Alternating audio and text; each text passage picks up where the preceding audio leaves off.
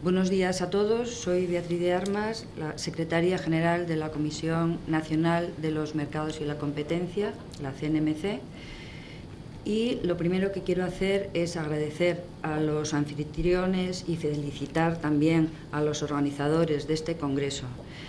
Agradecer sobre todo a CESIA por haberme invitado a participar en el mismo y en especial a Belén Ruiz por haberme puesto a moderar esta interesantísima mesa redonda.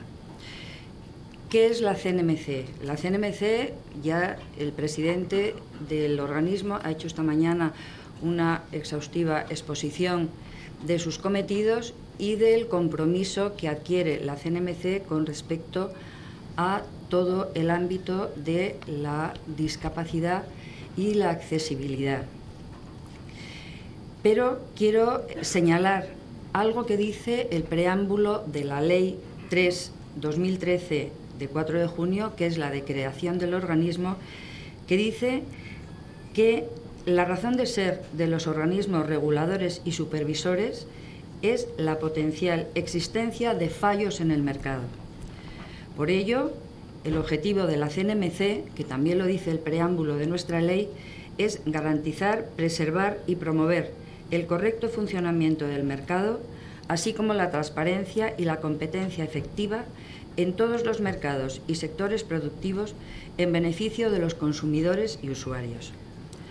Así pues, la CNMC debe velar por aplicar de una forma uniforme la normativa sectorial y general en todo el territorio sobre competencia, ejerciendo funciones sobre todo en determinados sectores y mercados en los que la normativa de defensa de la competencia resulta insuficiente, tales como... Todo ello aparece en el preámbulo de la ley, como os estoy diciendo, como el mercado de las comunicaciones electrónicas, la electricidad, el gas natural, la energía y, sobre todo, como recoge este congreso, la comunicación audiovisual. En este ámbito, la CNMC debe controlar y supervisar, ya se ha dicho reiteradamente esta mañana, no solamente por el presidente, sino también por la directora de Distribución de Telecomunicaciones y del sector audiovisual, el cumplimiento de la normativa que es la Ley General de Comunicación Audiovisual. ¿Pero para qué?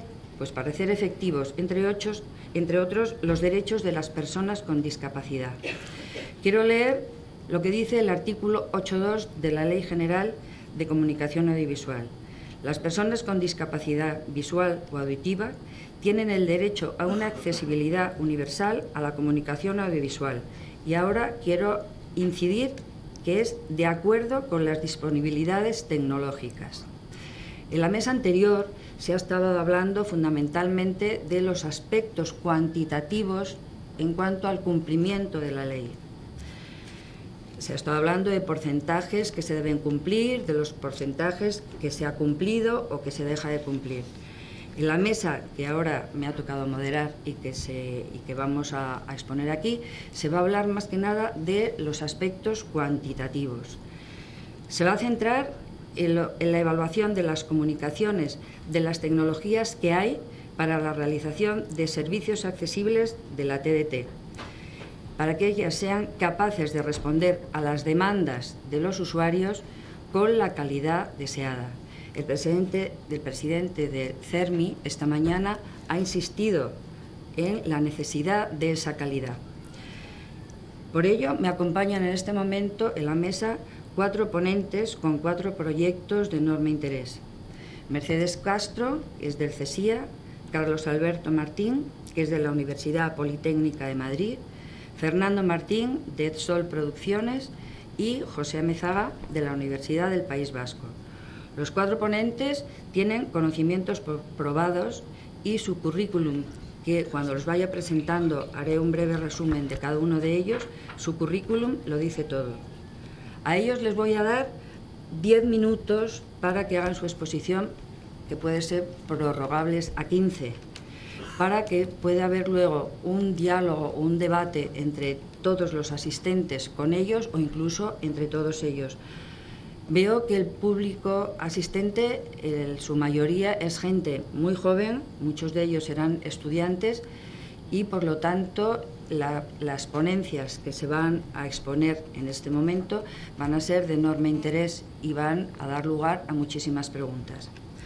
Por lo cual, sin más preámbulos, le doy la palabra a Mercedes de Castro, que es licenciada en Ciencias Físicas por la Universidad Complutense de Madrid, tiene más de 20 años de experiencia en I+D en el sector de las telecomunicaciones, donde ha liderado numerosos proyectos en las áreas de voz sobre IP y las redes de comunicaciones. Desde hace 6 años forma parte del equipo de investigación del Centro Español de Subtitulado y Audiodescripción, CESIA, un centro dependiente del Real Patronato sobre la Discapacidad y liderado por la Universidad Carlos III de Madrid. Ha sido profesora asociada de dicha universidad en el Departamento de Ingeniería Telemática y profesora del Máster TADIS. Es especialista en televisión digital y servicios de accesibilidad, las áreas en las que centra su actividad de investigación. Mercedes, cuando quieras. Bueno, muchas gracias, Beatriz, y hola a todos. Bien, en esta ponencia os vamos a presentar el proyecto SubSync, que, como ha dicho Beatriz en la introducción, es un proyecto tecnológico en el área de la calidad a los servicios de accesibilidad a la televisión. En este caso, en concreto, los servicios de accesibilidad de la programación en directo. En esta transparencia tenemos enumerado el consorcio que formamos parte de este proyecto, pero antes de entrar en esos detalles de quiénes estamos involucrados, etcétera, creo que merece la pena presentar cuál es el problema, aunque muchos de vosotros ya lo conocéis. El problema de la subtitulación de contenidos en directo para los usuarios con discapacidad auditiva es que la disponibilidad de los subtítulos no puede suceder como en otros contenidos en diferido y tienen que ser creados en tiempo real. De manera que, aunque el esfuerzo de todas las televisiones, tanto en España como en todo el mundo, es enorme para producir el subtitulado en directo, de miles de horas de programación, son miles de horas que se están subtitulando ya en España, en la BBC, por ejemplo, son 20.000 horas anuales. A pesar de eso, la calidad está directamente impactada por el hecho de que los subtítulos no se pueden preparar con antelación. He traído aquí un pequeño fragmento de La noche en 24 horas, que es uno de los programas que Radio Televisión Española subtitula en directo. Y, bueno, para que veáis, digamos, cuál es el punto de partida en el que nos enfrentamos en esta línea de investigación, en la que el CESIA en concreto lleva trabajando muchos años. Luego entraremos en más detalle en, digamos, el recorrido que existe al respecto. Pero bueno, un poco por fijar el contexto, cómo es ahora mismo la realidad del subtitulado en directo y cómo las personas con discapacidad auditiva se ven afectadas por ese retraso entre el momento en que aparecen los subtítulos y el audio y el vídeo original. Perdonad que... Ajá. Muchísimo dinero, muchísimo gusto al asunto, pero en el 500 o 1.000 euros, por lo menos. Pero en el fondo, quien tiene que poner el dinero es el Estado en este caso. Es decir, las enfermedades raras son víctimas de la economía de mercado. Es decir, como son pocos, las industrias farmacéuticas... Voy a dar un pause. Como veis, esta es una captura de la emisión real del canal 24 horas de uno de los programas de este debate, y como veis, los subtítulos que aparecen abajo están con un significativo desfase respecto del audio de cada uno de los ponentes, ¿no? Entonces, ¿quién tiene que investigar?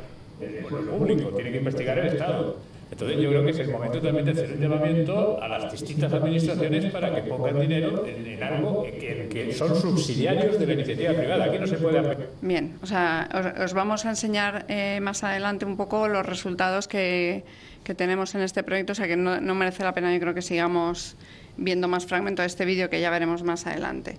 Bien, entonces, ¿cuál es el problema que hay detrás? Ya lo hemos enumerado y la mayoría de vosotros lo conocéis. Es que los productores de los subtítulos de los programas en directo tienen que intentar la mejor precisión respecto de la transcripción, pero esa precisión requiere un tiempo que penaliza el retardo. Es decir, a mejores transcripciones, más retardo tienen los subtítulos. De manera que la calidad de los programas en directo está absolutamente condicionada por estas dos variables que están en conflicto mutuo.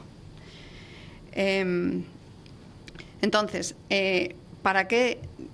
Digamos, para resolver esto, bueno, existe un montón de trabajo detrás, las televisiones de todo el mundo están intentando hacerlo. Lo que os presentamos ahora es un proyecto en concreto que resuelve un modo de hacerlo. El consorcio está, como veis en la imagen, formado por Investrónica, la Universidad Carlos III, el CSIA, Magic Box, Radio Televisión Española, que no es miembro del consorcio, está trabajando sin recibir financiación, lo cual agradecemos mucho tanto desde el CSIA como desde el proyecto Subsync, y la Universidad Politécnica de Madrid. La financiación es del Plan Impacto con fondos FEDER y el periodo de ejecución de este proyecto es 2 anualidades comprendidas entre 2013 y 2015. Estamos relativamente cercanos al final del proyecto y lo que os vamos a mostrar son resultados intermedios porque aún nos queda una parte del recorrido. El objetivo del proyecto es desarrollar un sistema que incluye un receptor de televisión que permitirá a los usuarios disfrutar de un canal de televisión con los subtítulos del directo sincronizados con el audio y el vídeo. Para poder realizar esa función es imprescindible retrasar unos segundos la imagen y el sonido del vídeo. ¿Para qué? Para dar tiempo a que los subtítulos sean, digamos, presentados sobre la imagen en los momentos adecuados. Es decir, si un programa en directo, por ejemplo, el streaming de este congreso, se está subtitulando en tiempo real, el tiempo que lleva a realizar la transcripción es imposible compensarlo, digamos, instantáneamente. Para poder compensar eso sería necesario esperar los 15-20 segundos que se tardan en producir los subtítulos, de manera que retrasando el audio y el vídeo se puedan acompasar los subtítulos en los momentos adecuados. Para ello, en el proyecto Subsync, lo que se está haciendo es desarrollar un receptor que haría esas funciones. Las veremos en un poco más detalle un poco más adelante, pero digamos que el objetivo del proyecto es básicamente desarrollar un primer prototipo funcional de este receptor. Uno de los puntos de partida del proyecto es la patente de la Universidad Carlos III de Madrid, que propone una solución al problema de la sincronización de subtítulos. Esta patente fue depositada en el año 2010 y el CSIA lleva trabajando en este tema, del que algunos de vosotros nos habéis oído hablar ya más veces, pues desde hace tiempo. Es un tema muy costoso de resolver porque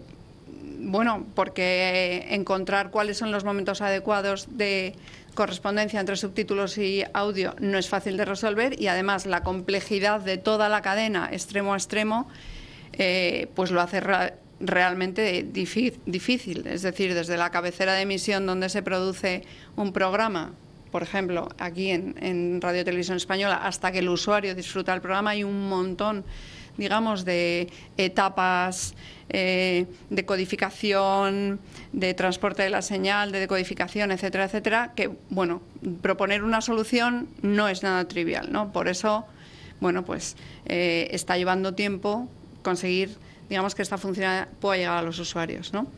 El otro punto en el que se basa el desarrollo de este proyecto es el receptor de Inves, que es un receptor desarrollado sobre Android, que les permite al equipo de Inves introducir, junto con Magic Box, toda la funcionalidad añadida a los servicios, digamos, estándar, por así decir, de la TDT. Entonces, sobre estos dos puntos de partida arranca el proyecto y, por supuesto, con la experiencia de los equipos de investigación que hay detrás, que, digamos, es una parte clave, ¿no? Bien, ¿cuál es la funcionalidad? a grandes rasgos, la funcionalidad que se cubre en el proyecto es básicamente la que os presentamos aquí. Por un lado, sincronización de los subtítulos en el receptor cuando los subtítulos se emiten por Internet. Vamos a matizar esto para que se entienda en detalle. Los subtítulos ya se emiten en la señal de televisión, en la TDT, por supuesto desde la cabecera, en este caso de Radio Televisión Española. Para poder hacer la sincronización es preciso, digamos, recalcular los tiempos de presentación de cada subtítulo de manera que sean unos tiempos corregidos que permitan al receptor presentarlos en los momentos adecuados. Bueno, pues esa transmisión de información de subtítulos con marcas de tiempo corregidas se puede hacer básicamente de dos modos, o transmitiendo por Internet o transmitiendo por broadcast, por la señal TDT tradicional. Bien, en el proyecto abordamos las dos vías. La primera vía, que desde el punto de vista tecnológico es más fácil abordar, es transmitir los subtítulos con marcas de tiempo corregidas a través de Internet.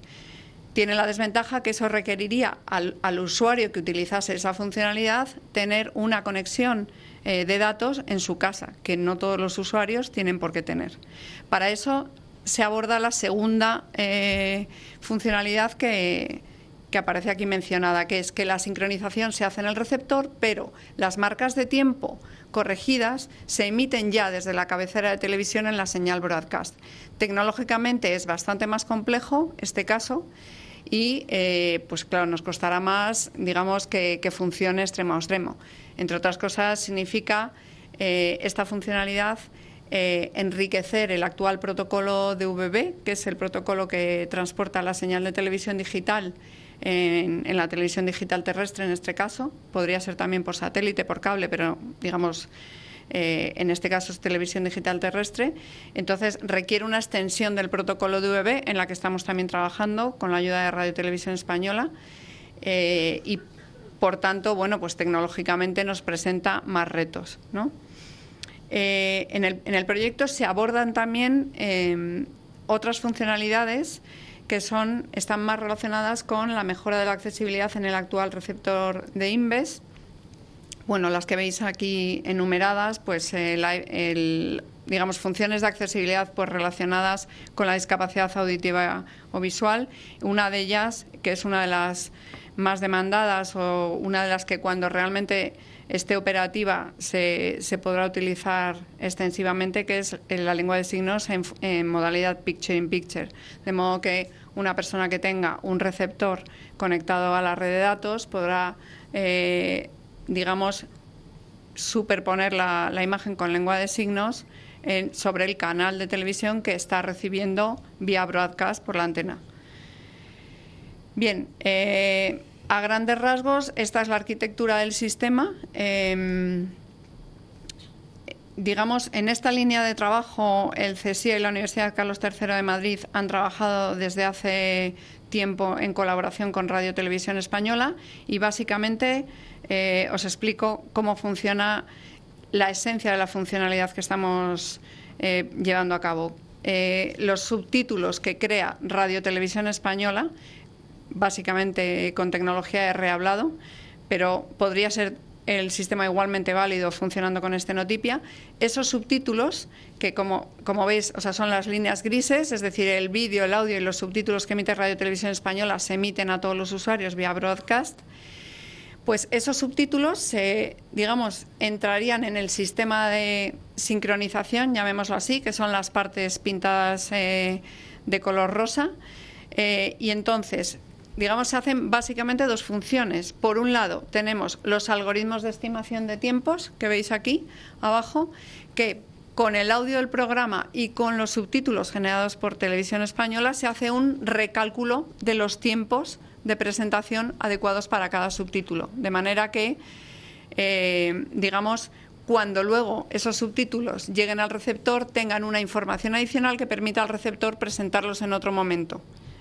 Esos algoritmos tienen una dificultad, y es que, dado que los subtítulos de rehablado de Televisión Española o de, en fin, cualquier otro radiodifusor que subtitule con esta técnica, siempre hay una transformación de lo que dice cada uno de los intervinientes en el programa para obtener los subtítulos, y a veces hay incluso una permutación, es decir, quizá puede ser que una idea que se expresa en 2 frases, el rehablador la rehabla permutada, con lo cual en estos algoritmos digamos, se tiene en cuenta que el audio que está entrando y los subtítulos de rehablado que están entrando, pues digamos, casarlos no es una función trivial, ¿no?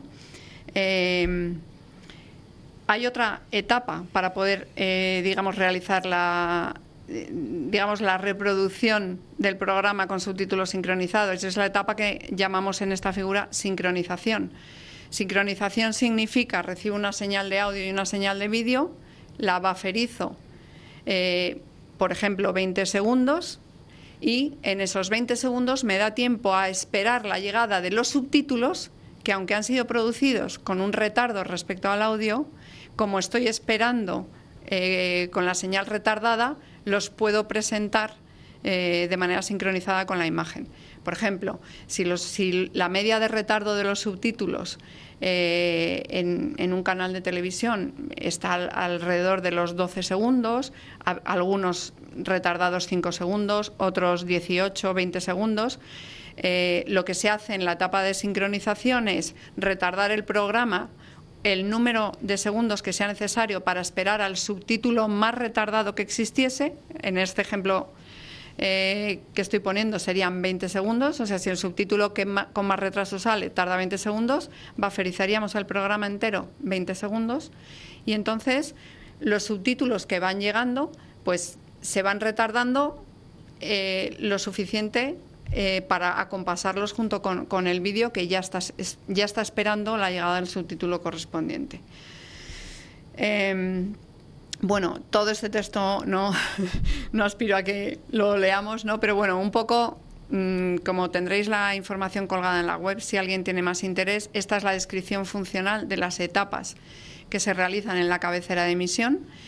La cabecera de emisión es el sistema, digamos, que se implanta en este caso en Radio Televisión Española, y que ahora veréis en la arquitectura, os lo explicaré rápidamente, recibe el audio y los subtítulos de cada uno de los programas de televisión y es capaz de, con esos algoritmos de recálculo de los tiempos, emitir la información necesaria para que el receptor realice la otra parte de la función.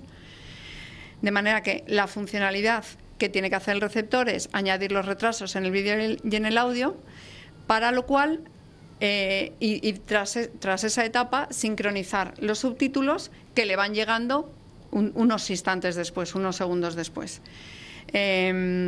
Bueno, aquí aparece también en la funcionalidad del receptor alguna de las cosas que he mencionado antes, como es el Picture in Picture para lengua de signos, funcionalidades de accesibilidad tales como la locución de la EPG, ese tipo de, digamos, de funciones.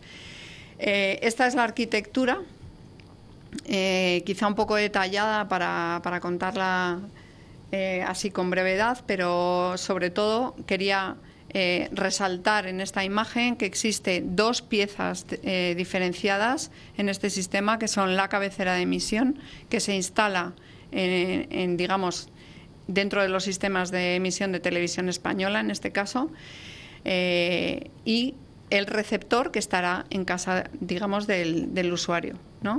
En la cabecera de emisión las partes importantes son el interfaz con Radio Televisión Española, de donde recibimos el audio de cada programa y los subtítulos de rehablado, y un elemento clave que es el que llamamos cronizador, que es donde realizamos la reestimación de todos los tiempos de los subtítulos en función del audio que estamos recibiendo.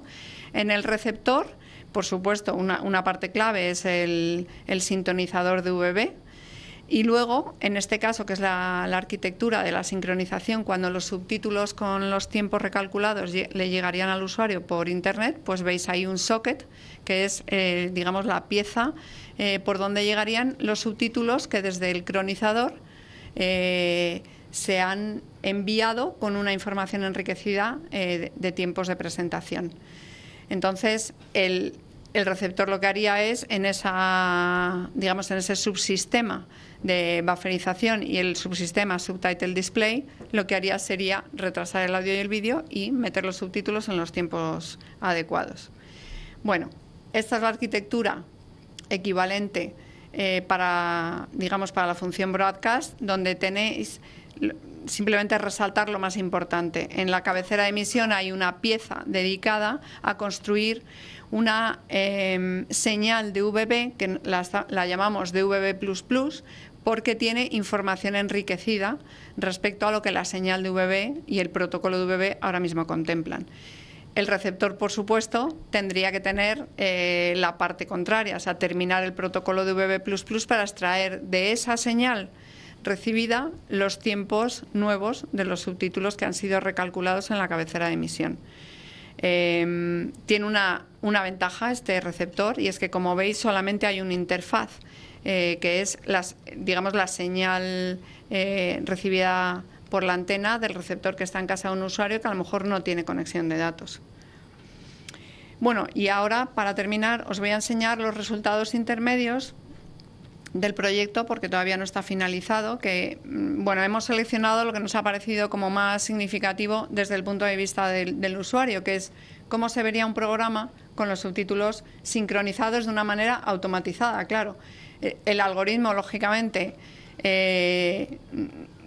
tiene un nivel de precisión que no es 100% preciso, pero es una realmente gran mejora desde el punto de vista de lo que es la sincronización de subtítulos.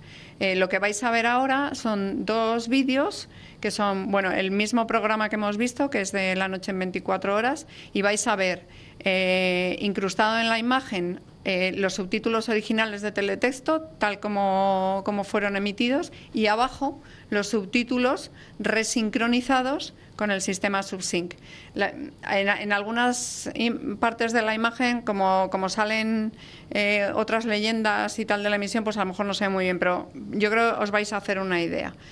Entonces, pues veréis que hay muchos subtítulos que están perfectamente sincronizados con el momento del debate y tal. Otros, pues la sincronización no es tan óptima, se pueden ir 1 o 2 segundos, pero la inteligibilidad del programa subtitulado creemos que aumenta un montón.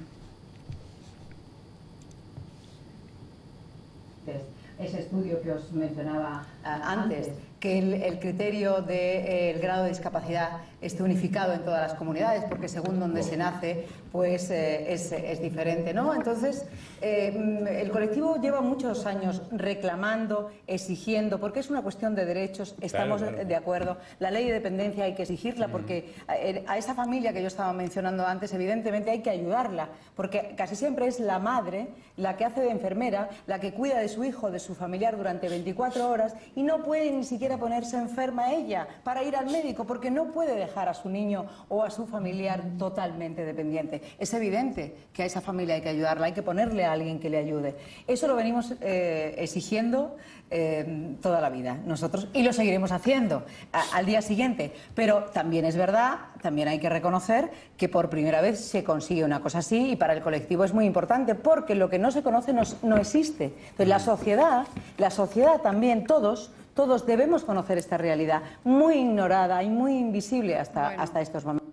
Dejadme que le dé pause para enseñaros otro fragmento sobre el que hemos trabajado. He olvidado mencionar al comienzo que los canales sobre los que estamos trabajando son todos los canales de Radio y Televisión Española que están emitiendo programas en directo subtitulados en tiempo real. Principalmente hemos trabajado con La 1 y 24 horas, porque por la variedad de su programación y el tipo de programas que subtitulan, pues, y la audiencia, etcétera, son los más relevantes. También hemos trabajado con programas de teledeporte, que también pues son de mucho interés para mucha parte de la población. Y no he traído ningún fragmento de teledeporte, pero cualquiera que esté interesado en recibir más información de resultados intermedios, etcétera, no tenéis más que escribirnos y os facilitamos.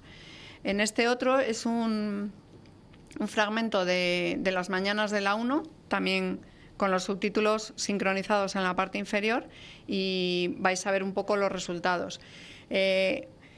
Digamos, por cómo funcionan los algoritmos donde recalculamos los tiempos de presentación de los subtítulos, que, digamos, uno de los inputs que recibe es el audio del programa, los resultados que tenemos son muy dependientes de la calidad del audio. Entonces, los programas, por ejemplo, en los que más dificultades tenemos para poder entender o de algún modo transcribir el audio de lo que se está hablando, pues son básicamente los programas de deportes, por ejemplo, pues todos los deportes en cancha que tienen un audio en fin, que retumba un montón y tal, pues es más difícil tener unas buenas transcripciones. Y este es Las Mañanas de la 1, que es un programa donde muchas veces hablan muchas personas a la vez, etcétera, o hay entrevistas en la calle, etcétera, pues también es otro de los programas que lógicamente dan un poco peor resultados que otros programas con audio más limpio como este de La Noche en 24 horas. Pero bueno, vais a juzgar vosotros. Claro que si no es en la finca de la Majaloba, sí puede ser en alguna de las fincas anexas. Sí. Ese sentimiento también lo comparte la familia. Lo compartimos totalmente con la policía, pues desde primera hora. Sabéis que esa finca o ese terreno es muy extenso, no solamente la Majaloba, sino hay otra finca adyacente que puede estar ahí. Como Carcaño no determinó el sitio exacto porque aquella noche era una noche desapacible, que estaba lloviendo, iba en una moto detrás del coche de su hermano, según comunicó él, bueno, pues puede ser. Bueno, ya nos hemos pasado un poco el tiempo y en realidad yo creo que esto es todo lo que os queríamos contar en esta ponencia y estamos a vuestra disposición. Tanto el CESIA como cualquiera de los del consorcio de Subsync para proporcionaros más información o la información que necesitéis. Muchas gracias. Muchas gracias, Mercedes, y suerte y felicitación tanto a CESIA como a Televisión Española. Suerte para el desarrollo final de este prototipo, que como vemos la calidad viene condicionada siempre por las dificultades tecnológicas. Bueno, el segundo ponente, le doy la palabra, es Carlos Alberto Martín, que es ingeniero de telecomunicaciones por la Universidad Politécnica de Madrid y licenciado en Antropología Social y Cultural por la Universidad Complutense de Madrid. En este momento está realizando su tesis doctoral sobre accesibilidad audiovisual en el Grupo de Aplicación de Telecomunicaciones Visuales de la Universidad Politécnica de Madrid, donde trabaja desde el año 2004.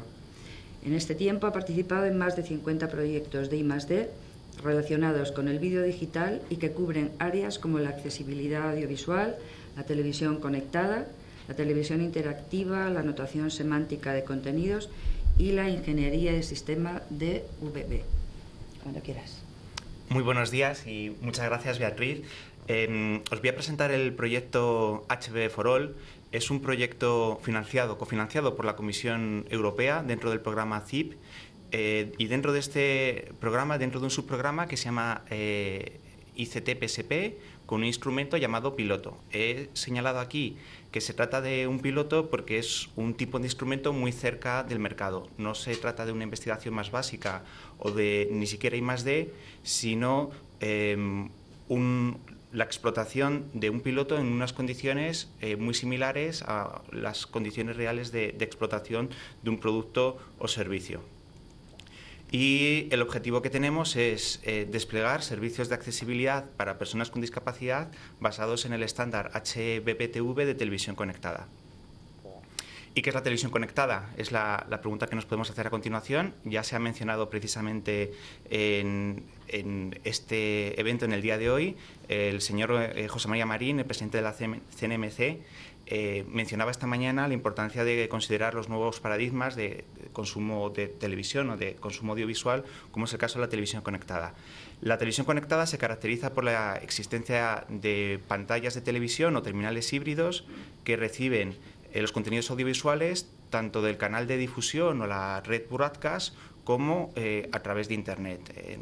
Todos tenemos la experiencia de las modernas pantallas o Smart TVs que son capaces de mostrar contenidos proporcionados por los fabricantes de la pantalla. Si además queremos que el operador de televisión proporcione esos contenidos adicionales, como vemos en la flecha que aparece ahora en la parte inferior, necesitamos un estándar de interoperabilidad como es HBBTV, de forma que pueda haber esa interoperabilidad entre los contenidos proporcionados por los operadores de televisión y los fabricantes de las pantallas. Es un estándar en evolución, se encuentran publicadas 2 versiones hasta el momento, el HBBTV 1.0 y el HBBTV 1.5, y se espera que en los próximos meses se publique la especificación del HBBTV 2.0 con nuevas funcionalidades como el soporte para HTML5.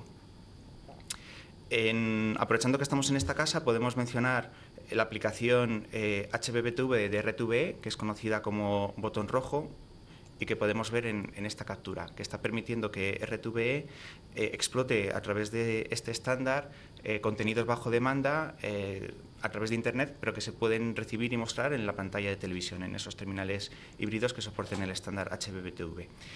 HBBTV es Hybrid Broadband Television, y nuestro proyecto es HB for All, es intentar aprovechar este paradigma para prestar servicios de accesibilidad.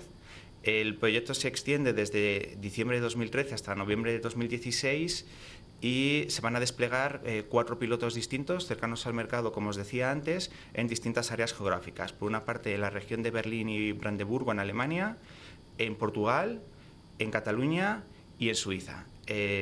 Aquí vemos la lista de los 4 pilotos en los que están trabajando los distintos socios. Por una parte, el servicio de subtitulado, por otra parte, nuevos servicios relacionados con el audio, por otra parte la adaptación de las interfaces gráficas para que sean más accesibles y finalmente la lengua de signos. Este es el consorcio que está llevando a cabo el proyecto. Está liderado por la Universidad Autónoma de Barcelona, en concreto la profesora Pilar Orero es la coordinadora del proyecto, y estamos participando también desde la Universidad Politécnica de Madrid. Tenemos 4 operadores públicos de televisión: la televisión de Berlín y Brandeburgo, la radiotelevisión portuguesa, la TV3 de Cataluña y Swiss TXT, que es una empresa ligada al operador suizo de televisión. 2 centros de investigación, como son el IRT de Múnich y el centro Bicontech, que está radicado en el País Vasco, y varias pequeñas empresas tecnológicas como Visonics o People's Playground o Screen Systems, o también consultoras de comunicación como son Holken. En cuanto a los pilotos que os mencionaba, por una parte tenemos el subtitulado. Aquí se van a desplegar varios subpilotos, en concreto un subpiloto en Alemania basado en una aplicación HBBTV para prestar los subtítulos, o también la explotación de los subtítulos para contenidos web a través del portal web, en este caso del operador portugués RTP. Esto viene muy al hilo de lo que decía el señor Luis Cayo esta mañana, presidente del CERMI, sobre poder conservar la accesibilidad en productos audiovisuales que la han tenido. Existe la experiencia de programas que se emiten en televisión, pero cuando pasan a estar disponibles en la página web del operador ya no conservan los subtítulos. Pues precisamente en este subpiloto en Portugal se espera solucionar este problema, de forma que los contenidos de la televisión portuguesa conserven su accesibilidad cuando estén después disponibles en la página web. Y algo común que estamos intentando en todos los subpilotos es utilizar las nuevas especificaciones de la EBU para subtítulos en formato XML, como son EBU-TT para la edición de los subtítulos y el EBU-TTD para la distribución de los subtítulos, en lugar del formato STL, que es el que se ha venido utilizando en las últimas décadas en la industria audiovisual. Como en el resto de pilotos, un objetivo de estos servicios de subtitulado es permitir la personalización por parte de los usuarios. En esta figura vemos esta figura está extraída de una presentación del proyecto y vemos cómo la legibilidad de los subtítulos puede depender de distintas cuestiones como que haya caja o no, o características de las letras, el tipo de letra, el tamaño o el color. En cuanto al segundo piloto, los servicios relacionados con el audio se van a desplegar 3. Por una parte, el Clean Audio, que consiste en hacer un procesamiento de la señal de audio para realzar la parte importante, que en general es los diálogos de las personas frente al ruido de fondo. Por otra parte, el servicio de audiodescripción, que ya es más conocido en nuestro país. Y finalmente, los subtítulos hablados. Los subtítulos hablados es un servicio que se presta en países donde no se dobla, a diferencia de lo que ocurre en España. En países en los que no se dobla, sino que se subtitulan las obras audiovisuales en idioma extranjero, es necesario una herramienta que sea capaz de hacer en general la síntesis de voz de esos subtítulos. Pues es uno de los servicios que se van a tratar en este piloto. En la figura vemos el diagrama de flujo, del diagrama de información o el diagrama de trabajo de los operadores de televisión para la explotación de las señales de audio. Precisamente uno de los objetivos que tenemos en el proyecto es poder definir o proponer nuevos diagramas de trabajo para los operadores de televisión de cara a la incorporación de estos nuevos servicios. El tercer piloto, el piloto C, es la accesibilidad de las interfaces gráficas de usuario en las aplicaciones de televisión conectada, incluyendo aplicaciones de personalización. Aquí se van a utilizar los resultados de otro proyecto, que es el proyecto Guide, de cara a incorporar opciones de personalización en las interfaces gráficas de las aplicaciones interactivas. También se espera distribuir contenidos tipo MOOC de teleenseñanza con servicios de accesibilidad incorporados como subtitulado. Y finalmente llegamos al piloto D, que es la lengua de signos, que coordinamos nosotros desde la Universidad Politécnica de Madrid. Aquí se va a trabajar en varios subpilotos, como es en el caso de los otros paquetes de trabajo. Por una parte, un subpiloto en Alemania con una aplicación HBBTV para prestar la lengua de signos. Esto viene muy al caso de lo que comentaba justo en la mesa anterior el señor Francisco Armero, de RTVE, sobre cómo la televisión híbrida puede ser una herramienta que permita proporcionar la lengua de signos en modo cerrado, de forma que no esté disponible para todos los usuarios, sino que aquellos usuarios que lo necesiten puedan habilitarla.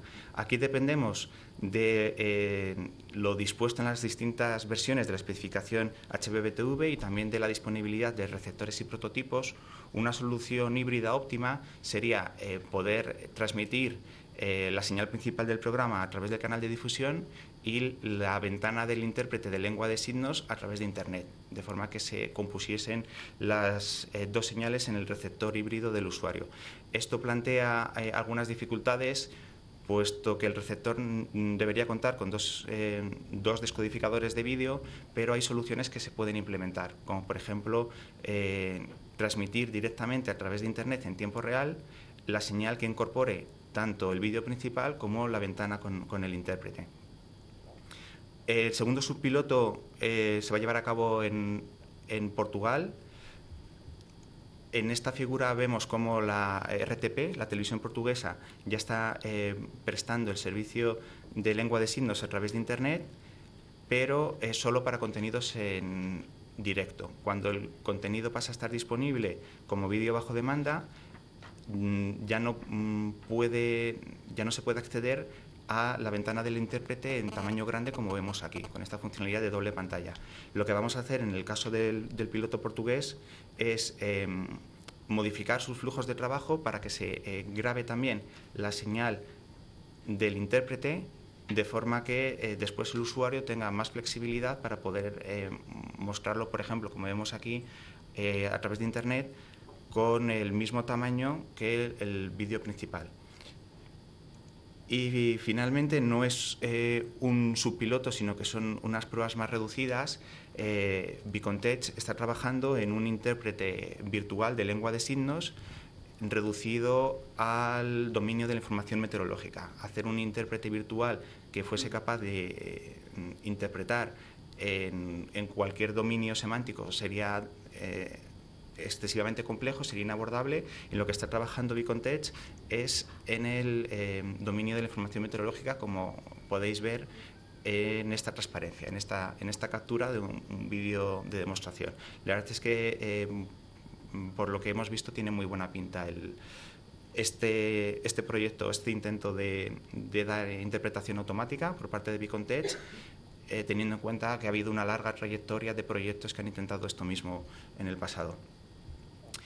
En cuanto a la calidad, que es un tema que está apareciendo recurrentemente en este congreso, es también un tema muy importante en el proyecto. Además del despliegue de estos pilotos de gran escala en unas condiciones parecidas a las de la radiodifusión comercial, se están realizando pruebas con usuarios para ver cuáles son las condiciones óptimas, las condiciones preferidas por los usuarios para la prestación de los servicios, sin perjuicio tampoco de lo que os comentaba antes de la personalización, que está común en todos los proyectos, de forma que los usuarios puedan seleccionar los parámetros que les permitan un aprovechamiento óptimo del servicio de accesibilidad.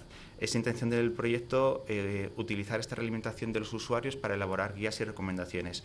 Aquí tenemos un caso particular, que es el de la lengua de signos. Como os decía, estamos liderando el paquete de trabajo de lengua de signos y aquí vemos cómo distintos operadores están prestando este servicio de forma muy diferente. Tenemos, por ejemplo, la BBC, que lo que ha hecho es reducir el tamaño del programa principal y mostrar el intérprete delante a gran tamaño. A la derecha tenemos una captura de nuestros socios de la RTP que están en el proyecto. Vemos que el intérprete aparece en una ventana pequeñita abajo a la derecha. En el caso de la televisión lituana, que vemos abajo a la izquierda, están utilizando croma. Aparece la intérprete en la parte inferior de la pantalla a la izquierda, pero en lugar de una ventana, mediante croma, está como incrustada en la propia imagen. Y a la derecha tenemos una captura de la televisión coreana con algo, me parece bastante original, que es la ventana del intérprete con forma oval en lugar de en un rectángulo. Y rápidamente unas conclusiones. La primera es que es pronto para extraer conclusiones en el proyecto. Empezó hace menos de un año y la fase operacional de los pilotos no comenzará hasta agosto del año que viene, del 2015. Sí que es posible extraer una conclusión muy preliminar, y es que los nuevos paradigmas tecnológicos nos sirven y nos han de servir para proporcionar accesibilidad, y no podemos olvidar tampoco cómo no se pueden tratar exclusivamente de proyectos tecnológicos, sino que tienen que estar implicados en el entorno social, político o económico, como es el actual cambio demográfico en Europa, o la agenda digital europea, o la versión española de esta agenda digital europea, que es la Agenda Digital para España. Y esto es todo. Muchas gracias por vuestra atención. Aquí tenéis los correos electrónicos por si queréis más información, y en la parte de abajo tenéis la URL de la web del proyecto. Muchas gracias.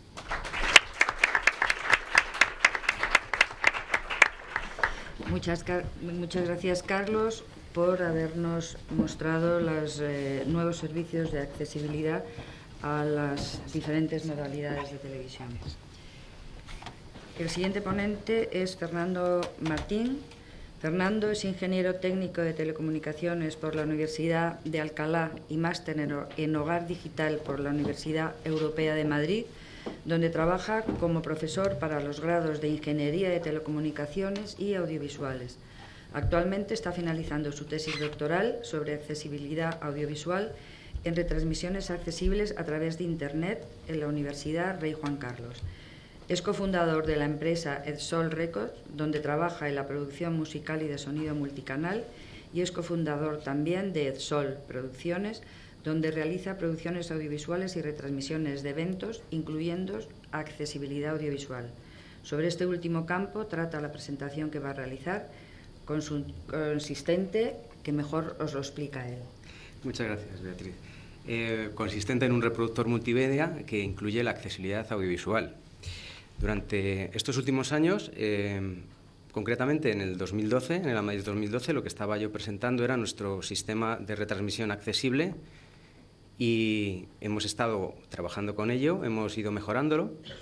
Hemos conseguido hacerlo más robusto, hemos hecho que sea más atractivo también el sistema de retransmisión. Básicamente es lo mismo que están haciendo aquí ahora mismo los compañeros, pues nos acercamos a cualquier sitio, montamos nuestro equipo y hacemos la retransmisión a través de Internet, incluyendo pues, los PowerPoint, los vídeos, las cámaras que aparecen aquí. Durante este tiempo lo hemos hecho, como decía, más robusto, más bonito, digamos, pero también más accesible. ¿Cómo lo hemos hecho? Pues por un lado lo que hemos ido ha sido recabando información de todos aquellos usuarios y espectadores que estaban tanto presentes en la sala como a través del streaming y cogiendo toda esa información que nos iban comentando y guardándonosla para ver qué podíamos hacer para mejorar la accesibilidad cuando estos vídeos que ya han pasado de ser en directo y se han grabado, por ejemplo, este vídeo que ahora mismo se está retransmitiendo, acabará siendo grabado y entregado o subido a una plataforma de vídeo bajo demanda, pues cómo podíamos hacer que eso fuera mucho más accesible. Bien, pues paso a mostrar las diferentes pantallas que hemos ido utilizando, los diferentes formatos donde incluíamos toda la accesibilidad audiovisual, lengua de signos, subtitulado, PowerPoint, vídeos. Verán que hay diferentes ventanas con diferentes tamaños, diferentes relaciones de aspecto. Y aquí pasamos al 16:9. Aquí otro formato distinto, otro más donde le damos más ancho a la lengua de signos,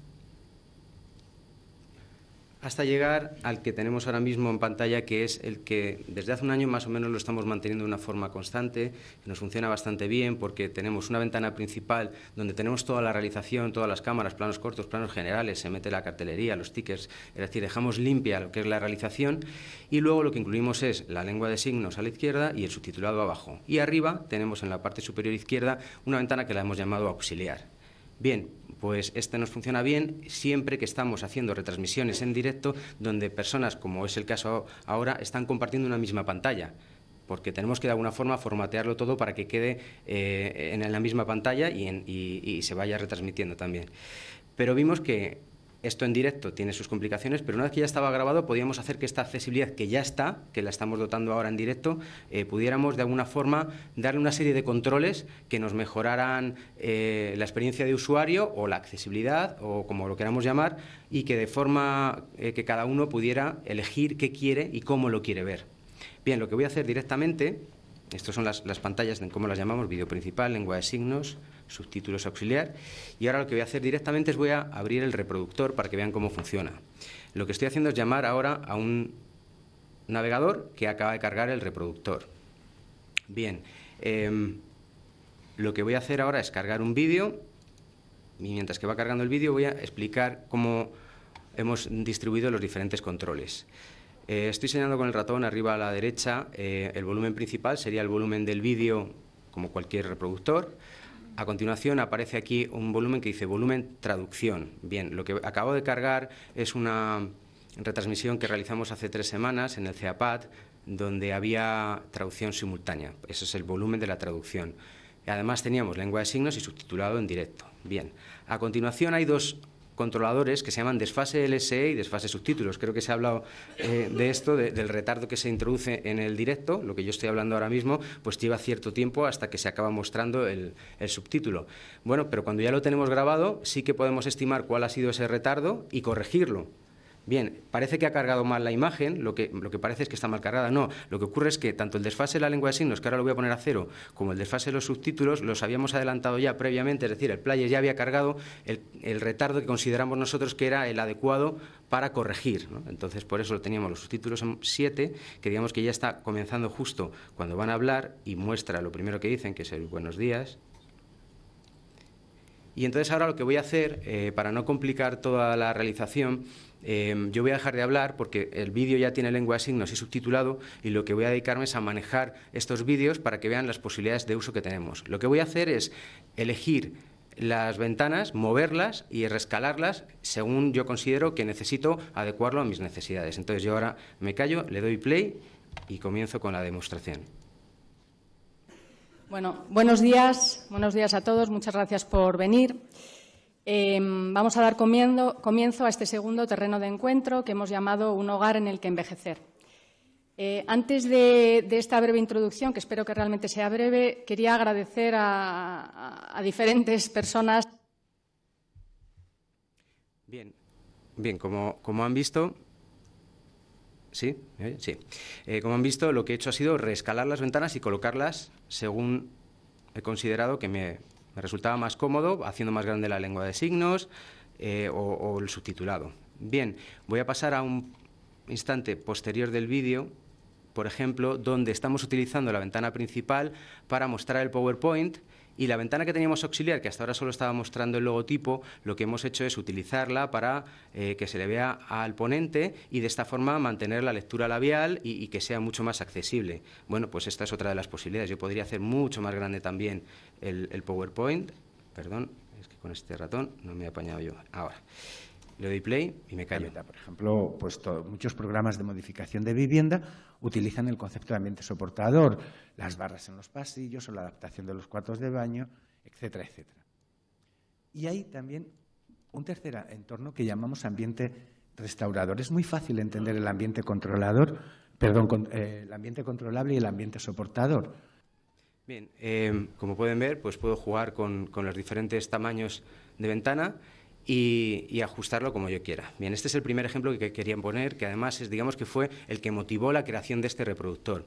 Este reproductor es un reproductor programado desde cero en HTML5, por lo tanto no tenemos ningún tipo de plugin propietario. Prácticamente podemos hacer lo que queramos con él o lo que se nos ocurra, y hasta ahora lo que estamos es explorando todas las posibilidades que consideramos que le dan accesibilidad y usabilidad. Este era, digamos, el motivo de crear este reproductor, pero nos dimos cuenta que había más posibilidades de uso que solo... se me ha ido la pantalla. Vamos a volver donde estaba. Que no era solo un evento que ya se había asignado y subtitulado en directo, sino que se puede hacer en postproduccción, en concreto con cualquier película. Lo que voy a mostrar a continuación es un cortometraje cedido por Aristia Producciones. Gracias, Antonio, creo que está por allí. Se llama Heaven. Lo que nos proporcionaron fue un cortometraje que ya incluía la audiodescripción y gracias a la CNSE, que nos realizó el signado y nosotros realizamos el subtitulado, lo que hicimos fue dotarle de accesibilidad, digamos, en postproducción. Un tema que no he comentado es que en este caso solo hay 3 ventanas, que están viendo ahora una en negro, que cargará en algún momento, el subtitulado y la lengua de signos, pero no hay principal. En la esquina superior izquierda no hay nada, que es donde estoy mostrando con el ratón, y lo que ocurre es que el reproductor no está mostrando ese control. Es decir, hemos tenido también en cuenta criterios de accesibilidad cognitiva a la hora de mostrar los controles. Bien, le voy a dar play y lo que van a ver, o mejor dicho, primero van a oír es la audiodescripción, por lo tanto van a ver que nos está asignando y subtitulando, y cuando hablan los personajes es en el momento que se asigna y se subtitula. Le doy play. Es otro día. El Nacional cuela cartas de una baraja en su casco, colocado boca arriba sobre una silla. Oye, tú. Dime. ¿Hoy tampoco se oyen las bombas? No. Hoy tampoco. Pues mejor. Sí. Las bombas cuanto más lejos, mejor. Bien. Como han visto, además, lo que he acabado de hacer es reescalar las ventanas por encima incluso del reproductor. Es decir, tengo todo el espacio del navegador para reescalar las ventanas y ponerlas donde yo quiera. ¿Que me lío y que no sé cómo colocarlas de nuevo bien? Pues tengo un botón aquí que pone valores iniciales y me lo vuelvo a colocar donde estaba. Bien, por concluir, tengo otro ejemplo más que quiero mostrar relacionado precisamente con la televisión y con un programa conocido por todos. Me van a permitir que baje el volumen porque como viene de la TDT y todavía no cumplimos la norma de sonoridad EUR 128, pues está bastante alto. En este caso sí tenemos una ventana auxiliar que puede ser el logo del programa, pero podría ser publicidad o lo que quisiéramos poner aquí, información Twitter, lo que fuera. Bueno, pues en este caso lo mismo, podemos jugar con las pantallas y además ahora lo que voy a hacer es voy a reescalar directamente el tamaño del navegador para que vean que las ventanas se están ajustando a su tamaño según el espacio que tenga. Bien, le doy play. ¡Arturo Valls!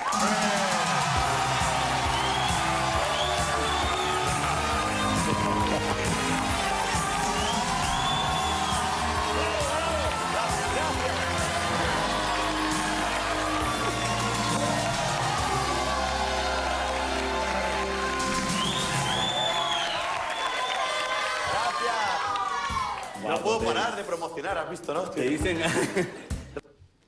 Bueno, y con esto serían los 3 ejemplos que yo quería ponerles. En un principio, este reproductor está abierto ahora a posibles mejoras o posibles incorporaciones de funcionalidades. Estas son las que hemos considerado más prioritarias, pero, por ejemplo, tenemos una batería de opciones. Para personas con sordoceguera es posible cambiar el contraste cromático de los vídeos. El texto, en vez de ser modo vídeo, podría ser modo texto, como ya hacemos en directo. En fin, hay muchas posibilidades y estamos un poco abiertos a también las necesidades que pueda plantear cada cliente a la hora de insertar este reproductor dentro de su página web, que lo que estamos dando es una solución a esto que se comentaba al principio de la jornada, de esa accesibilidad que se ha creado en su momento, no perderla en toda esta cadena de incorporar los vídeos en Internet. Bien, estos son mis datos de contacto, f.martin@etsolproducciones.com, y quedo a su disposición para después si tienen alguna pregunta. Muchas gracias. Muchísimas gracias, Fernando, por estas nuevas técnicas de personalización de los servicios de accesibilidad. El cuarto ponente es José Amézaga. José es investigador principal del Grupo de Investigación NOR y director del Departamento de Comunicación Audiovisual y Publicidad de la Universidad del País Vasco, profesor pleno en la misma universidad. Las principales líneas de investigación en las que trabaja tienen que ver con televisión, lenguas e identidad. Tiene diversas publicaciones internacionales sobre el tema y ha participado como director o investigador en varios proyectos de investigación. Ha realizado varias estancias investigadoras, tanto en Escocia como Australia. Josu, cuando quieras. Gracias, Beatriz, gracias a las personas que han asistido y gracias a los organizadores y organizadoras por habernos invitado. Como ya ha dicho Beatriz, venimos de un mundo posiblemente bastante diferente al mundo del que viene mucha de la gente que está presente. Nuestra relación, digamos, con la accesibilidad tiene que ver con una manera muy diferente de entender la accesibilidad, entendiendo que son ámbitos distintos. Nosotros, ya se ha dicho, en el grupo de investigación trabajamos sobre todo en el tema de las lenguas y la televisión. Entonces, cuando hablamos de lenguas, hablamos, entre otras cosas, también de lenguas minorizadas. Y sí tenemos un acercamiento conceptual en la medida en que en el mundo de las lenguas minorizadas, el estudio sobre lenguas minorizadas, pues se consideran los lenguajes de signos también como lenguas minorizadas, con una problemática diferente, pero con también puntos en común. Eso, digamos, nos acerca conceptualmente, como digo, a la temática de este congreso. Metodológicamente, pues cuando nos hemos puesto a investigar en el proyecto del que voy a hablar ahora, pues nos hemos encontrado con que hay este ámbito, el de la accesibilidad para las personas discapacitadas, en el que se está practicando mucho y bien y se está investigando también mucho y bien sobre los nuevos usos lingüísticos que permiten las nuevas tecnologías. Entonces es lo que nos interesaba fundamentalmente a la hora de venir a este congreso. Hemos venido sobre todo a aprender. Tengo que reconocer que en una mañana que llevo aquí ya hemos más que amortizado el viaje, y ya una vez que estamos aquí queremos compartir qué es lo que estamos haciendo. Es lo que voy a intentar hacer en 10 minutos, que es el tiempo que tenemos. Bien, el proyecto del que hablo es un proyecto financiado por el Mineco, un proyecto de investigación sobre televisión y lenguas. Es un proyecto que se denomina Multilingual TV, y básicamente lo que queremos ver es cómo los nuevos usos lingüísticos asociados a las nuevas tecnologías del audiovisual y especialmente de la televisión, pues pueden suponer una serie de cambios en lo que hemos entendido hasta ahora como la relación entre lengua y medios de comunicación. Concretamente, vivimos en un entorno en el que venimos de una tradición que se puede resumir con esa frase de un canal, una lengua. Básicamente, la televisión que hemos conocido es una televisión en una lengua determinada. Sabemos que en nuestro país pues la tradición ha sido de doblaje, al contrario que en otros países. Bueno, se está ligado a toda una serie de factores políticos, sociales, etcétera. Viene ligado a la construcción de todo un sistema de medios de comunicación en el desarrollo de lo que conocemos como Estado-Nación, y en otros países, sobre todo por razones de mercado o por razones de la oferta del audiovisual que se planteaba, pues se ha optado por otras vías diferentes al doblaje. Aquí, sin embargo, pues bueno, la base, tanto en el cine como en la televisión, ha sido el doblaje. Cuando nacen las televisiones autonómicas, desde hace 30 y pocos años, pues la política que siguen, a pesar de tener mercados realmente, en algunos casos bastante, como es el caso nuestro, bastante pequeños, se sigue por esa apuesta del doblaje también, y entonces se ha mantenido ese esquema de una televisión, una lengua. Cuando viene la televisión por satélite, nos encontramos con que ya aparece una oferta lingüística diferente en televisión, accesible para las personas que no tenemos discapacidad sensorial, accesible en otras lenguas. Entonces ya ahí empieza a trastocarse el esquema. Y cuando ya viene la digitalización es cuando esa oferta lingüística pues se hace mucho más fácil de acceder, tanto a través de segundos canales de audio como segundos o terceros canales de audio en diferentes lenguas, como a través de los subtítulos, también en diferentes lenguas, algo que, como vamos a ver ahora, no se puede observar en la oferta televisiva convencional, por decirlo de alguna manera, pero que es algo habitual en el mercado del DVD, por ejemplo, en la posibilidad de poder acceder a un producto audiovisual con diferentes canales de audios y diferentes diferentes subtítulos en diferentes lenguas. Bien, este es el marco en el que estamos desarrollando este proyecto.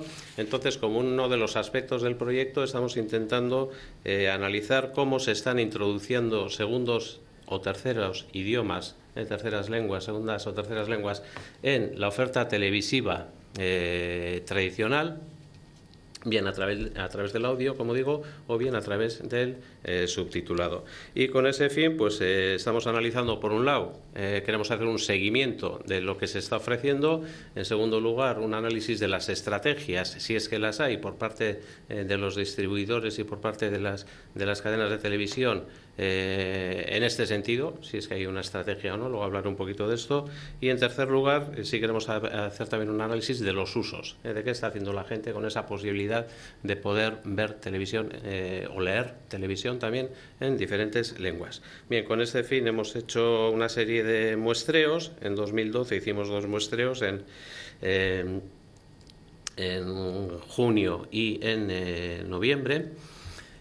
Un muestreo de las televisiones, sí, aparecen ahí, la televisión española, la 2, Antena 3, 4, Telecinco y La Sexta.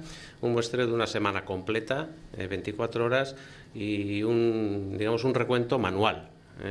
Todavía no conocíamos el programa Sabat y tampoco tenemos acceso a él, entonces hemos hecho un recuento manual. La metodología ha sido pues hacer una grabación de las 24 horas, una grabación que incluya todos los canales de subtitulado y canales de audio, y luego pues hacer una contabilización del minutaje, cuántos minutos se emiten con 1 o 2 idiomas en audio, en subtítulos, etcétera, etcétera. Y luego pues completar esa información con la información del EPG, con información sobre género, origen de la producción, etcétera, etcétera. Entonces, básicamente lo que voy a hacer es ahora presentar una serie de datos e intentar extraer una serie de conclusiones. Tengo que aclarar que en la medida en que nuestra contabilidad parte de un muestreo, no de un seguimiento exhaustivo como es el que hace el CSIA, por ejemplo, y como es una metodología manual y no automatizada, pues hay algunas pequeñas diferencias entre los datos que presentamos y los datos que publicó para 2012 la CMT, pero bueno, en todo caso tampoco creo que sean diferencias exageradas. Pero sí quiero aclarar que es un muestreo que posiblemente la significación estadística del muestreo esté limitada, pero que en todo caso creo que marca algunas tendencias interesantes. Bien, los primeros datos que presento nos muestran algo que ya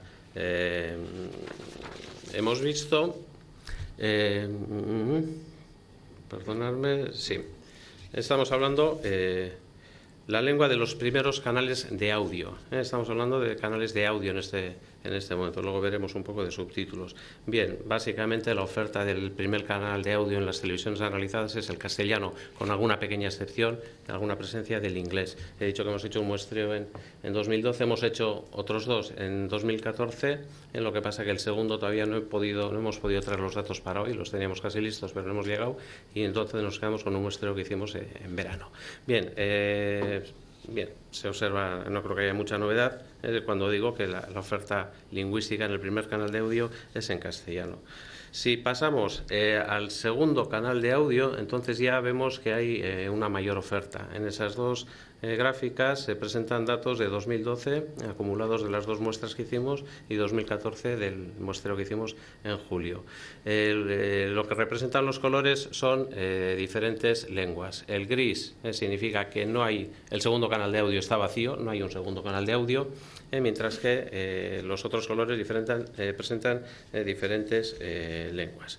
¿Qué es lo que observamos rápidamente de estos datos? Bueno, en primer lugar, que tenemos una media, si no me equivoco, de como el 24-25% de las emisiones que presentan un segundo audio, en un segundo idioma, quiero decir, en un segundo canal de audio en un segundo idioma, el 24%.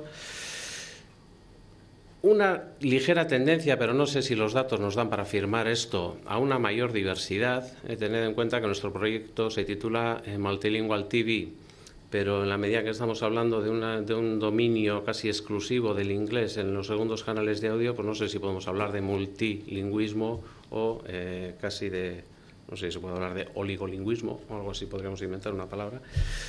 Una hegemonía casi total del inglés en cuanto a segundo canal, pero como digo, en 2014 se observan algunos colores más, es un poquito más colorido el gráfico, lo que muestra que hay en principio una mayor presencia. Y luego un dato que nos parece relevante es la nula presencia en el muestreo que hemos hecho de lenguas cooficiales, lenguas de otras comunidades, de comunidades autónomas, que son oficiales en comunidades autónomas.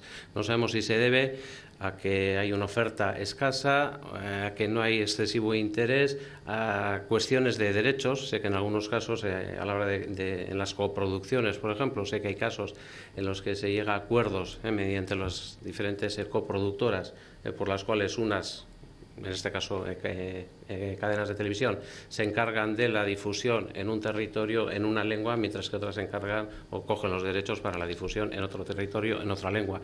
Es decir, la casuística será muy variada, me imagino, pero sí nos parece resaltar que no haya esa presencia.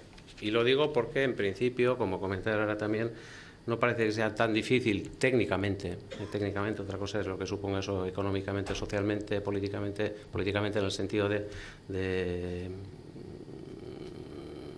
derechos de emisión, me refiero a eso, jurídicamente, más correcto, para hablar más correctamente, no parece que sea tan difícil técnicamente que esto pueda ser así, que puedan aparecer otras lenguas, no solo el inglés, en las emisiones de segundo canal.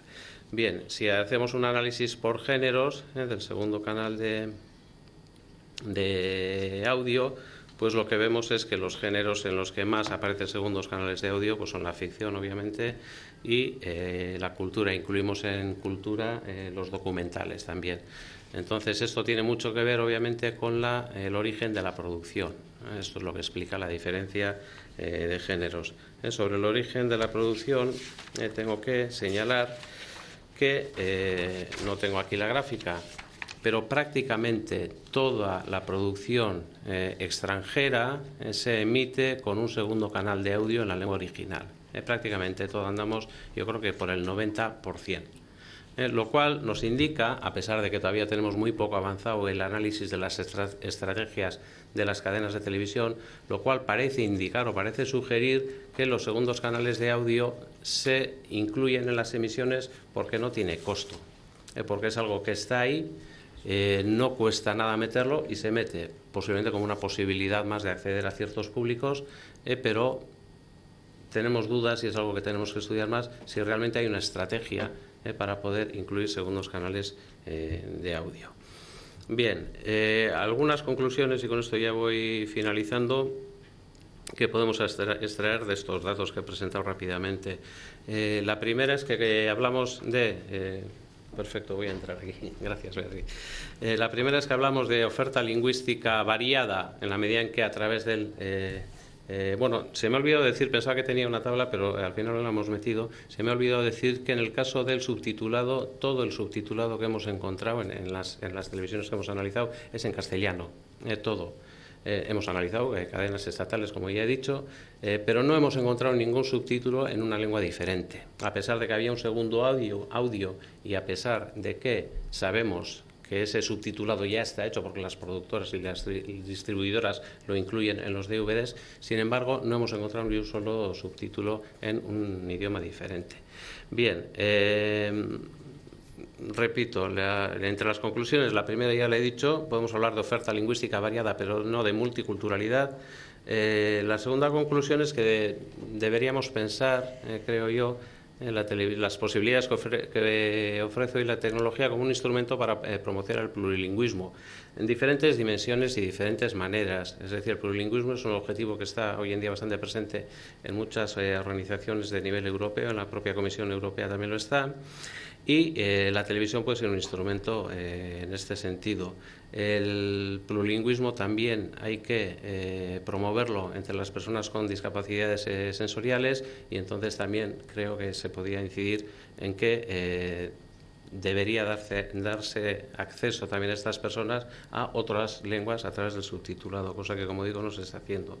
Esto tiene que ver también, en la televisión multilingüe, tiene que ver también con la creación de espacios públicos transnacionales, el hecho de que la gente, en una época de grandes movimientos migratorios, la gente habita en un país pero consume televisión de otro país o consume televisión del país pero en su propia lengua porque era la lengua original, etcétera, tiene que ver con estas cuestiones y tiene también que ver con los usos lingüísticos de la televisión en comunidades bilingües. En nuestro texto resaltamos 3 casos en los que se están utilizando los subtítulos para dar acceso, y aquí el concepto de accesibilidad lo utilizo de una manera muy diferente, para dar acceso a la gente que no conoce la lengua minoritaria, darle acceso a los contenidos y a la cultura de esa lengua minoritaria. Son los casos de la televisión en gaélico escocés, en Escocia, BBC Alba, en los casos de la televisión en galés, S4C, y los casos de IFLM en Finlandia, para que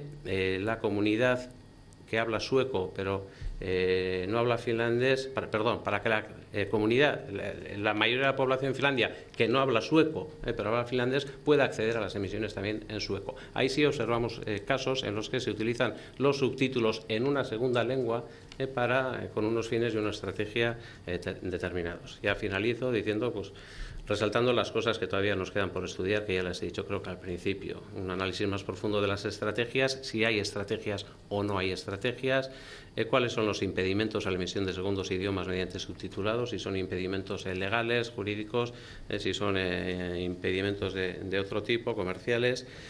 ¿Cuál es la posibilidad técnica? Aquí se habla mucho de la técnica, de que, por ejemplo, los aparatos de televisión puedan gestionar tantos flujos de subtítulos, de idiomas, etcétera.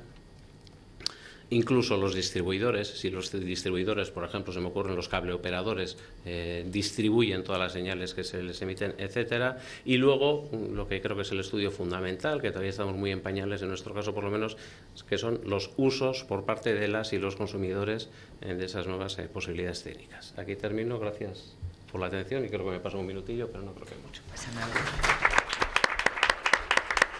Muchas gracias, Josu, por esta nueva visión diferente al de los otros ponentes.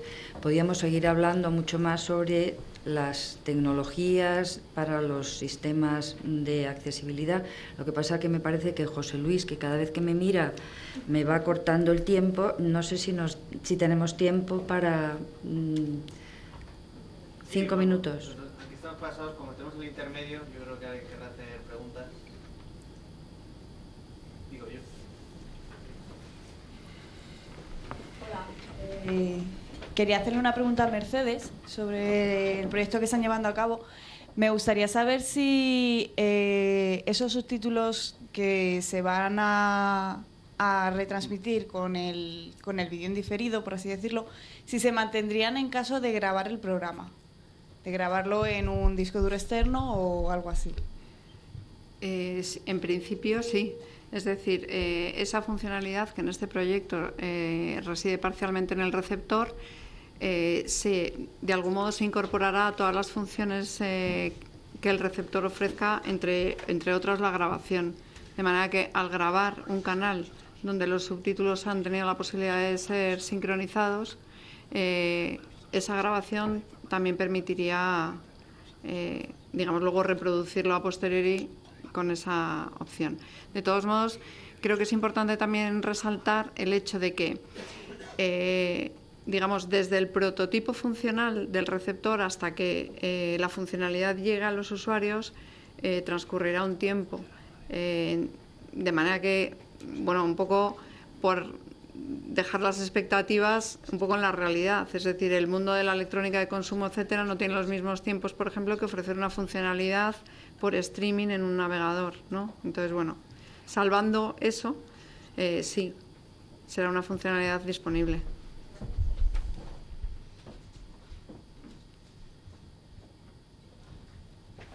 Allí al fondo, ahí.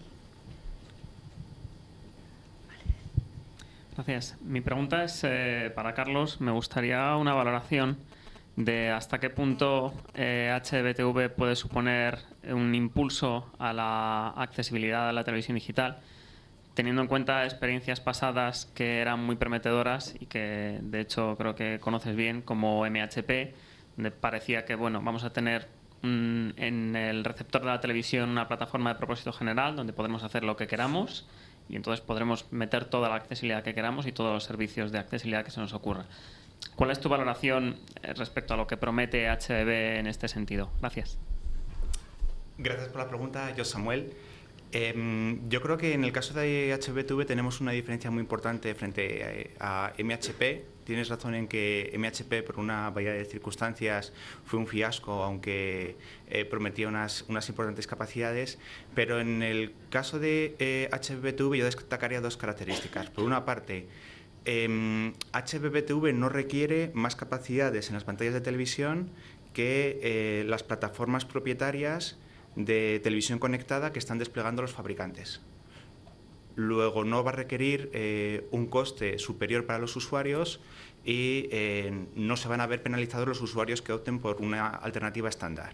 Y la segunda característica es que puedes encontrar con normalidad dispositivos que soporten HBTV en la cadena de distribución. Si miras las especificaciones de pantallas que se están distribuyendo en cualquier tienda, vas a ver que soportan HBTV. En el caso de MHP no era así. En el caso de MHP tenías un precio muy superior que los zappers o receptores no interactivos. Eso hacía que fuesen poco competitivos en el mercado y que no estuviesen en la cadena de distribución y que no llegasen a los usuarios. Entonces no se podía iniciar un círculo virtuoso de adquisición de receptores y de oferta de servicios y demanda de servicios interactivos por parte de los usuarios. Creo que son diferencias relevantes. Y también, por supuesto, las capacidades. Si tú comparabas una aplicación MHP con las funcionalidades que podías tener en Internet o en una página web, pues veías que no tenía punto de comparación. En cambio, no es así en HBTV. En HBTV puedes hacer cosas muy potentes como consumir contenido audiovisual en tiempo real, con calidad y con unas condiciones mejores que el contenido audiovisual que estarías viendo en el ordenador, en la página web del operador. Así que no, creo que no hay... Creo que las capacidades son muy superiores en el caso de HBTV frente al caso de MHP, y eso es una ventaja. Tampoco se puede saber cómo va a ser la evolución tecnológica, si va a haber esa demanda de contenidos por parte de los usuarios, ese uso de los contenidos, la adquisición de las pantallas y la oferta de contenidos HBTV por parte de los operadores, pero aparentemente en España varios operadores y operadores europeos muy importantes están proporcionando este tipo de contenidos desde hace ya varios años. Así que, bueno, en principio mis expectativas serían bastante superiores que en el caso de MHP.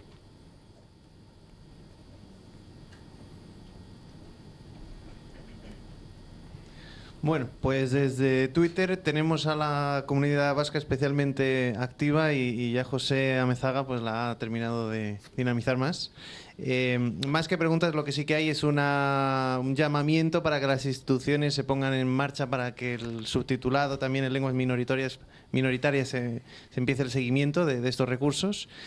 Y en cuanto a preguntas, hay una dirigida a Mercedes, si no sería posible emitir la imagen retrasada o sincronizada con los subtítulos directamente desde cabecera. Sí, es posible, y de hecho las líneas en las que trabaja el CSIA desde hace tiempo contemplan diferentes posibilidades de despliegue. Una de ellas es la que hemos expuesto en la ponencia de ahora, el proyecto SubSync, donde el receptor sería quien desarrollaría parte de la funcionalidad. Y otra de las posibilidades es que la emisión retardada se realice la emisión retardada ya sincronizado, y justamente esa es una de las funcionalidades que vamos a explicar en una ponencia de esta tarde, o sea, una ocasión para tener a la persona que ha hecho esa pregunta conectada de nuevo en streaming por la tarde. Y, digamos, esa segunda opción, como ya veremos, tiene lógicamente la pega de que solo se podría hacer ahora mismo por streaming y viéndolo desde un navegador, por IPTV o por cualquier forma de distribución que no implique la señal broadcast, donde ahora mismo en España no es posible retardar los 20 segundos que necesitamos para sincronizar los subtítulos. Pero sí, lo habrá, y esperemos que sea pronto. Bien, pues no hay más preguntas, solo de trasladar a los intérpretes, audioscriptores y subtituladores que hay varias personas que les dan las gracias y la enhorabuena por el trabajo ejercido.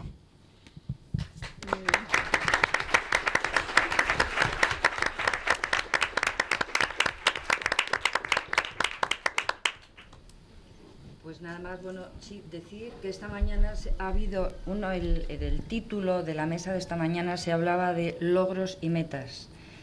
Como logros, sabemos que la ley se está cumpliendo. Como metas, pues podríamos decir que la cantidad y el compromiso ante la accesibilidad para personas con discapacidad debe aumentar, y que la calidad también debe aumentar, pero que, como vemos, la tecnología que se está desarrollando va a ayudar a todo ello. Pues muchísimas gracias a todos, a los organizadores y a todos ustedes. Gracias.